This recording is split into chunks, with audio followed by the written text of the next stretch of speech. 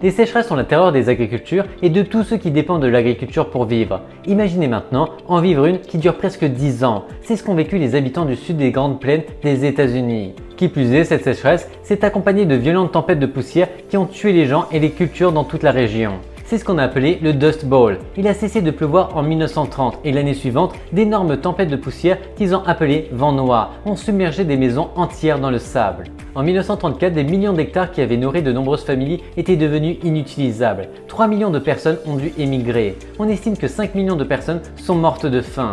La corrosion a ruiné des terres équivalentes à la taille de l'Espagne. Le Dust Bowl s'est éteint en 1939 lorsque les premières pluies sont revenues dans la région dévastée. Bien que nous ne disposions pas de beaucoup de données, nous savons que la grande tempête de neige et de vent qui a frappé l'Iran en février 1972 a été l'une des plus meurtrières de l'histoire.